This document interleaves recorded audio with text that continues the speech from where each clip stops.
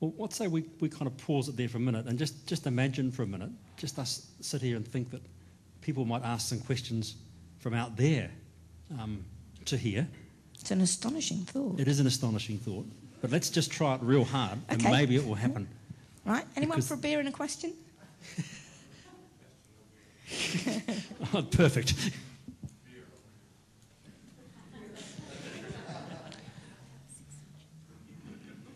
As I'm listening to you, Brian Mooney from Ireland, as I'm listening to you, a thought occurs to me. If you were to ask an employer, what gets them out of bed in the morning, they would probably say, it's my business, it's blah, blah, blah. Brian, closer, please. Sure. It's my business, I'm motivated by it. And the follow-up question might be, well, what do you think gets your employees out of bed in the morning? And some mornings they don't get out of bed. And why do you think that might be happening? And that conversation would probably lead you to, well, their level of motivation. And that could lead you to, well, how might they be more motivated? And how, if they see themselves in terms of the job and where it may be going or not going, etc. And if they were more motivated, do you think you might make more money? And, I think at that point in the conversation, they might say, well, tell me how to do this. And I think there is the possibility of introducing the whole idea about the professional, career guidance professional who might help the employee to, one, see where they are now, two, where they potentially might be going to, and three, what they might need to do. And in the process of doing that, the employer is going to earn an awful lot more money from that person, and they're going to be at work a lot more often, and they're going to work harder. Yeah, I think that's quite right. I think the other bit of this jigsaw, and I spend a lot of my time doing this, is trying to help employers understand what their employees are trying to tell them. So when someone fills in an attitude survey form saying, I'm not very happy about careers or development or my job, or whether they don't get out of bed in the morning and they don't come to work, which is another signal, it is actually hard for an employer to guess.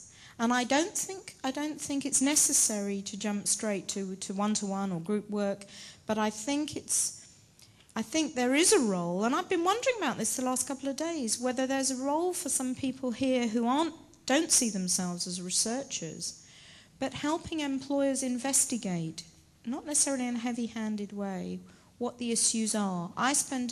My most enlightening times are listening to smallish groups of employees talking about whether development's working for them or not. And employers are very interested in that. And often they're very surprised at what people say. They're very surprised that often people love their work much more than the employer thought. And sometimes it's a frustrating little thing that's putting them off. Like, my manager keeps telling me to go on training courses, but then he always cancels them just before I'm about to go because he says I'm too busy to go. That's a classic. So I do agree with you. I think starting to think motivationally, but again, we have to be very careful with the words. not to give them our words, if you see what I mean. Thanks, Wendy. Yeah, Wendy, I have a question about, because in some ways what you're saying sounds a little bit like a one-sided, sorry? Sounds a little bit like it's quite one-sided.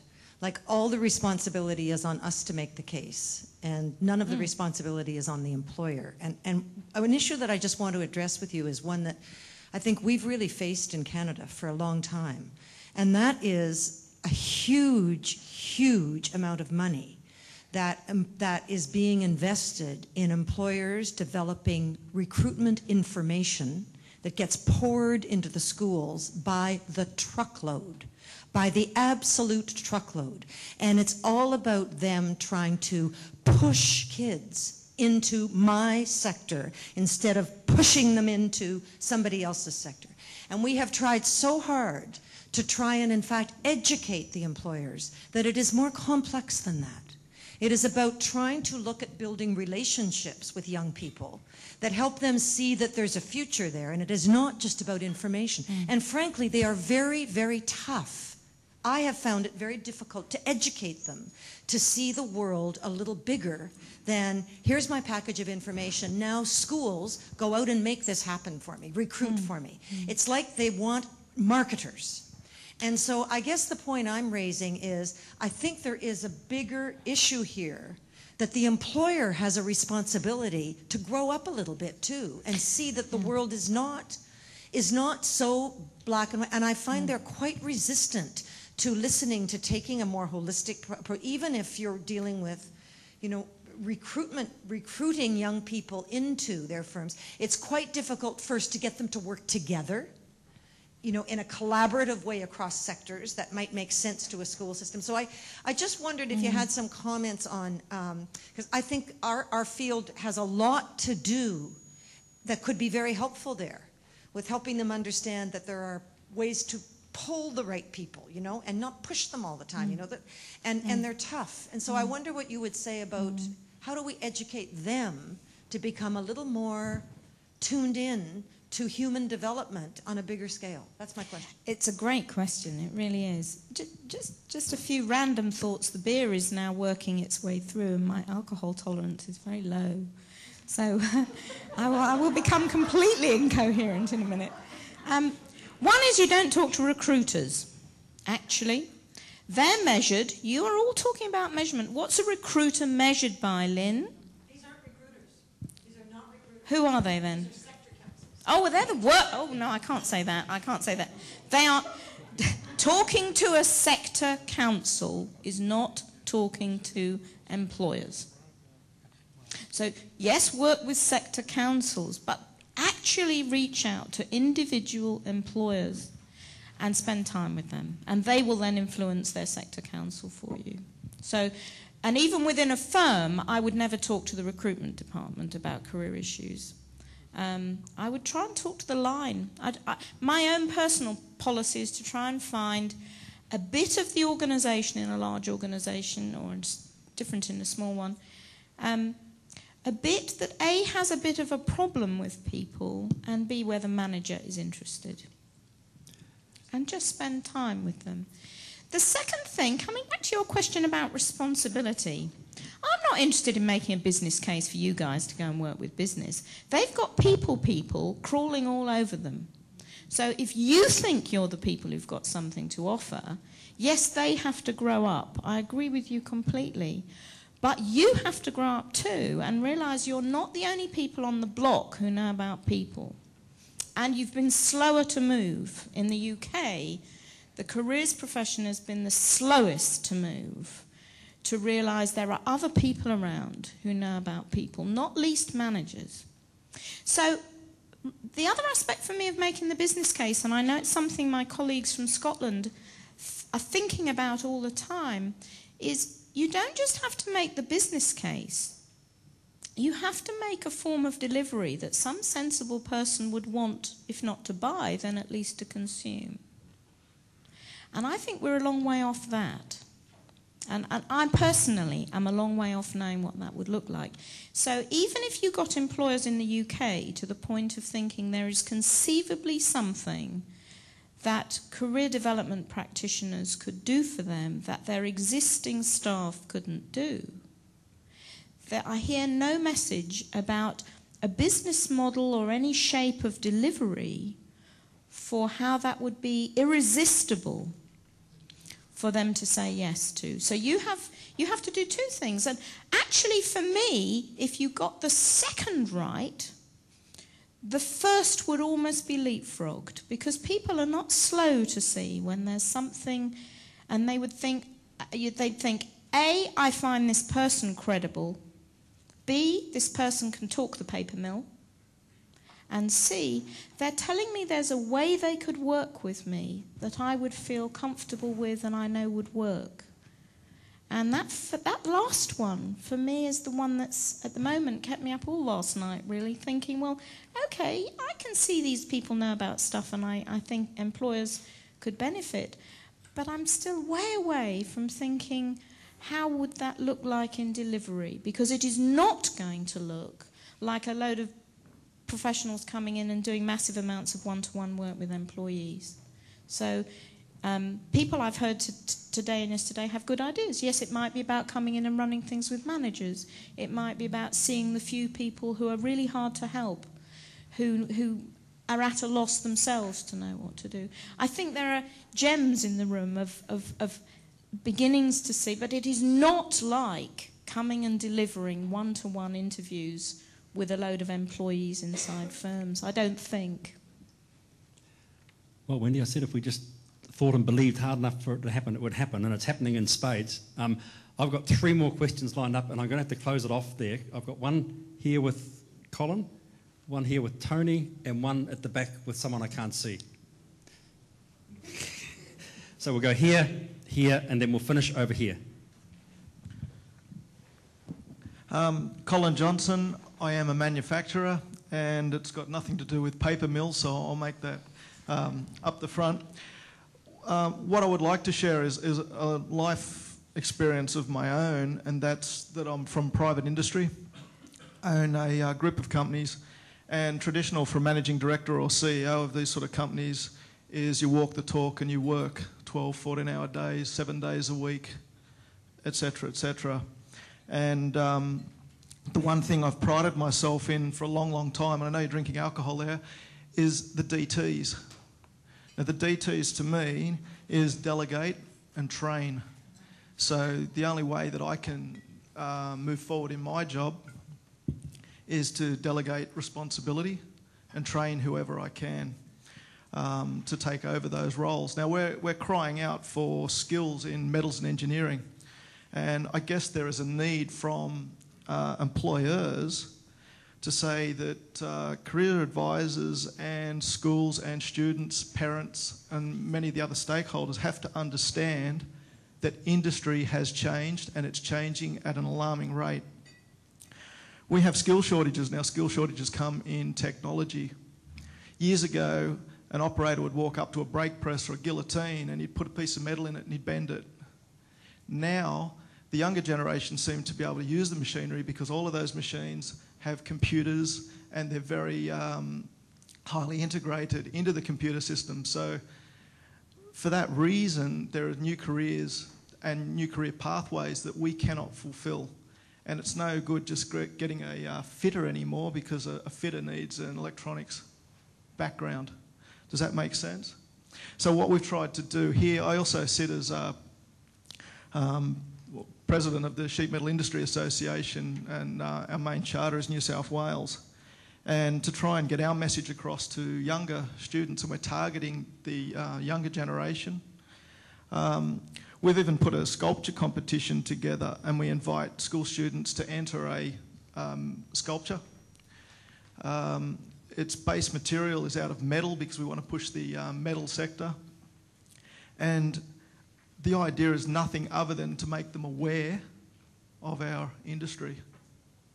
So I hope that sort of gives you an insight into what we're trying to do to promote our industry.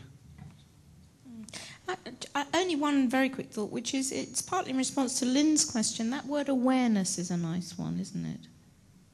You know, there's a difference between pushing an industry and helping people of any age know what is happening in an industry.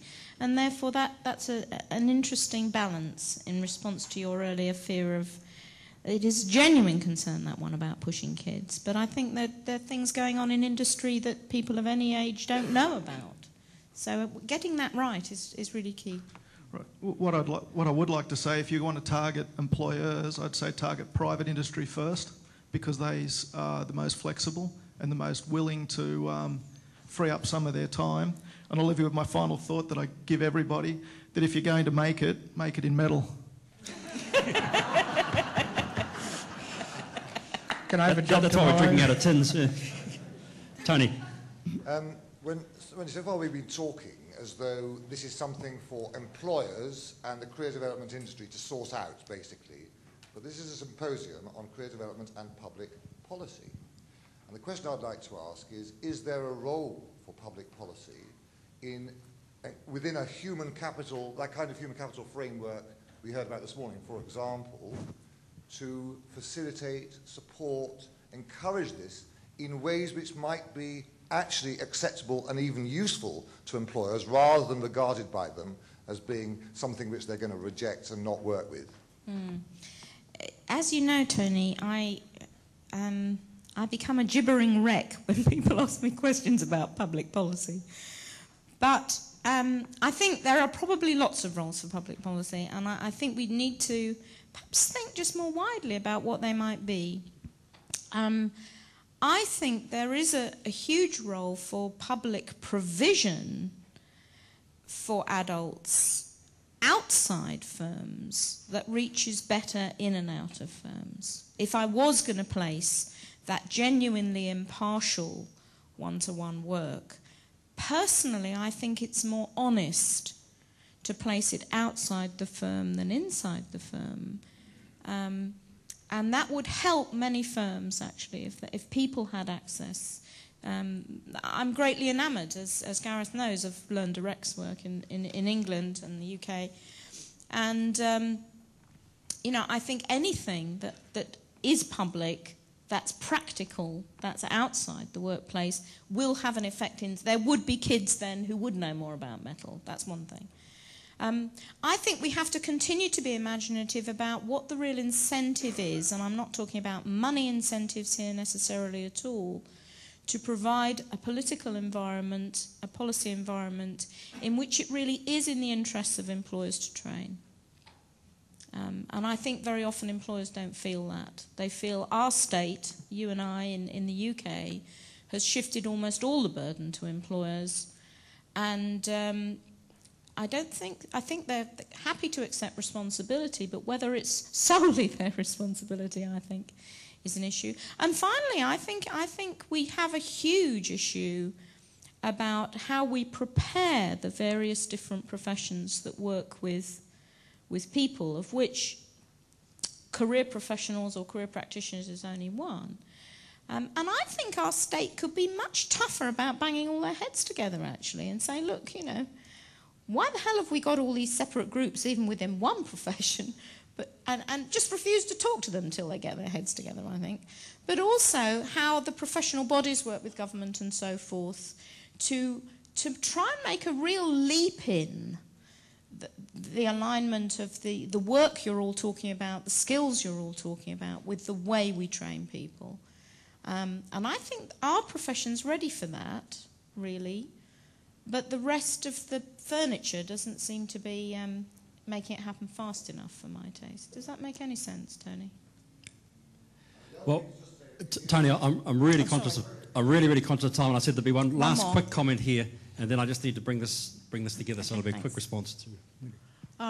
My comments were originally precipitated on Lynn's comments, but we've had a whole bunch of conversation in between, so I'll just make a few comments here. One, Lynn talked about the national sector councils that we have in Canada and some of the information that they're been developing.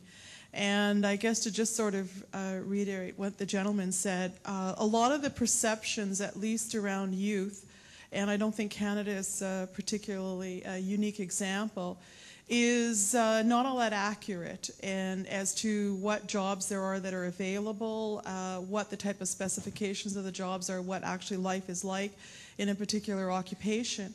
And so a lot of what employers and what industry are trying to do is develop relevant information to talk about what the jobs are like and talk about what careers are like, so that individuals and students have better ability to make informed choice. Of course, it's difficult to get all that stuff in front of kids and help them do that, but that's part of what they're trying to do, is to create awareness. It's based on that labor market information that we talked about.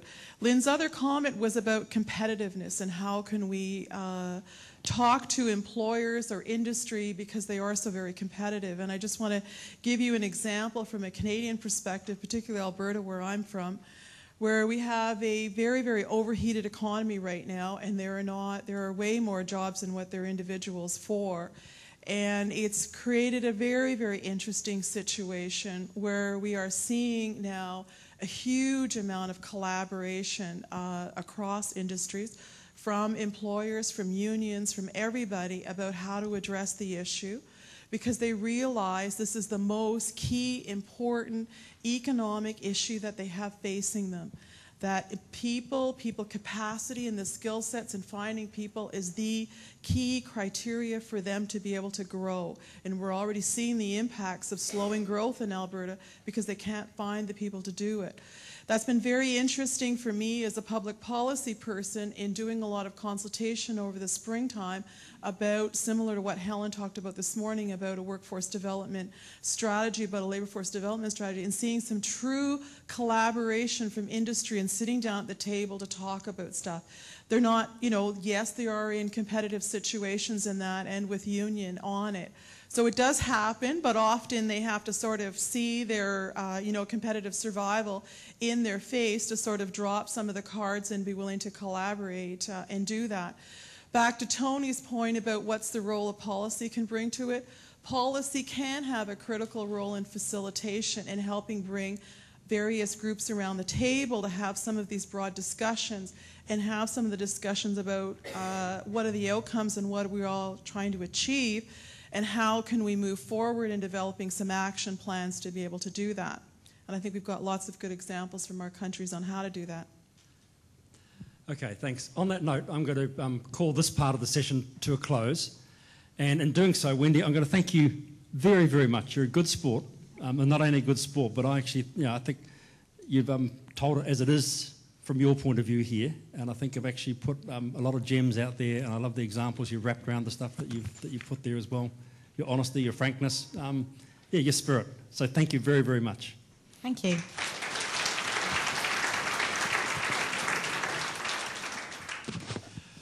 Okay, I'm going to ask for 10 minutes more effort from you because it's now 20 to 5 and I want to take the two questions. You know the drill now, you know, blue thing, blah, blah, blah, groups, yada, yada, yada. But what's different this time is that the groups are new groups, and I do want to have a chance for you to actually just bounce what you've heard in your, with your new group members before we go tonight. I'm going to ask you to take 10 minutes to do that only. And so these tables here will ask to take the 10 minutes on question 1, and these tables here, the 10 minutes on question 2.